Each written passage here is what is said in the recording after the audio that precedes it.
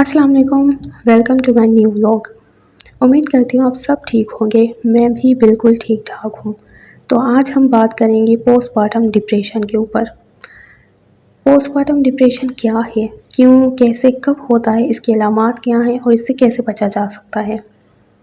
तो जब मेरी डिलीवरी हुई थी 3 दिन तक मैं हॉस्पिटल में रही क्योंकि मेरा सी सेक्शन हुआ था। चौथे दिन फिर मुझे ऐसा लगा कि बहुत ज़्यादा मुझे उदासी महसूस हो रही थी। बात बात पे रोना आ रहा था, कोई पूछता क्या हुआ है तो मैं और ज़्यादा रोने लग जाती थी। इतना अकेलापन महसूस हो रहा था जैसे पहले कभी नहीं हुआ। भूख बिल्कुल ख़त्म हो चुकी थी, नींद नहीं आती थी। मुझे मेरा बेबी अच्छा नहीं लगता था, बिल्कुल भी मुझे उसको देखने का भी दिल नहीं करता था। मुझे ऐसा लगता था कि मैं एक अच्छी माँ नहीं हूँ, मैं इसे नहीं पाल सकती। कभी कभी ख़याल आते कि इस हर चीज़ छोड़ के भाग जाओ, अकेले रहो, हर चीज़ से भाग जाओ। तो मुझे नहीं पता था कि ये सब क्यों हो रहा है मेरे साथ। मेरा दिल कर रहा था कि मैं किसी से शेयर करूं, तो मैंने अपनी एक फ्रेंड, उनसे मैंने ये सारी अपनी फीलिंग्स शेयर की। तो उनसे पता चला कि इसे पोस्टपार्टम डिप्रेशन कहा जाता है। तो पोस्टपार्टम डिप्रेशन आखिर क्यों होता है? जब आप प्रेग्नेंट होते हो तो आपके हार्मोन्स का लेवल हाई होता है। जब आपकी डिलीवरी हो जाती है तो वही लेवल जितना होना चाहिए उससे भी कम हो जाता है, जिसकी वजह से आपको पोस्टपार्टम डिप्रेशन हो जाता है।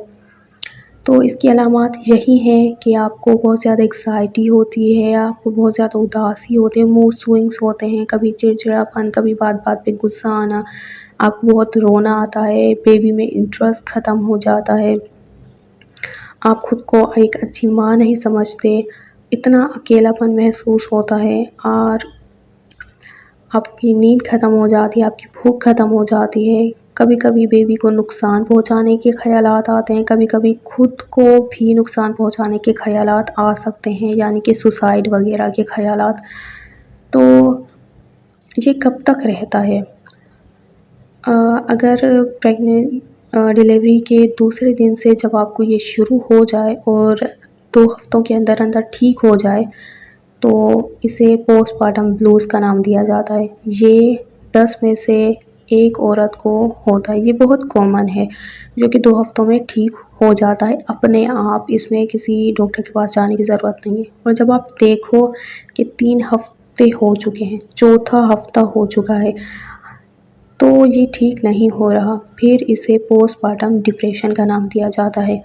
तब आपको डॉक्टर के पास जाने की ज़रूरत पड़ सकती है। तो इससे कैसे बचा जा सकता है? इसमें इंसान को सपोर्ट की ज़रूरत होती है। किसी भी इंसान, मतलब आपको खुद ये महसूस हो रहा होता है कि आपको इस इंसान की सपोर्ट की ज़रूरत है, तब आप उस इंसान के साथ रह सकते हो। और आपके आसपास के लोगों को भी चाहिए कि वो आपको अकेला ना छोड़ें, कोई ना कोई आपके साथ हो, आपको खुश रखें। जब ये सपोर्ट मिलता है तो इंसान इस डिप्रेशन से जल्दी निकल जाता है।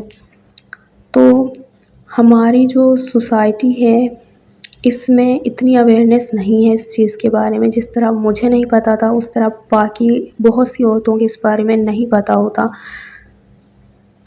यूट्यूब भरा पड़ा है इंफॉर्मेशन से, लेकिन जब इंसान को पता ही नहीं है इस चीज़ के बारे में तो वो सर्च कैसे करेगा? तो वीडियो बनाने का यही मकसद है कि मेरी इतने लोग तो देखते नहीं हैं, लेकिन जितना एक दो बंदा जितना भी देखता है उस तक इन्फॉर्मेशन जाएगी तो वो अपने से एक आगे के बंदे को बताएगा। तो इस तरह से ऐसे करते करते थोड़ी बहुत इन्फॉर्मेशन लोगों में गेन हो सकती है।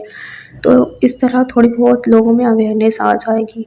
जब हमारे यहाँ ऐसा होता है कि जब लड़की की डिलीवरी होती है तो कहा जाता है कि उसको 40 दिन तक अकेला नहीं छोड़ना चाहिए और एक बड़ा सा चाकू उसके तकिए के नीचे रख दिया जाता है। कहा जाता है कि इन दिनों लड़की को साया हो जाता है। तो यही पोस्टपार्टम डिप्रेशन ही है। तो अगर आपको मेरी वीडियो थोड़ी सी भी इंफॉर्मेटिव लगे, काम की लगे, तो वीडियो को लाइक और चैनल को सब्सक्राइब करना ना भूलिएगा। ज़िंदगी रही तो फिर नेक्स्ट व्लॉग में ज़रूर मिलेंगे। तब तक अपना और अपनी फैमिली का बहुत ज़्यादा ख्याल रखिएगा। अल्लाह हाफिज़।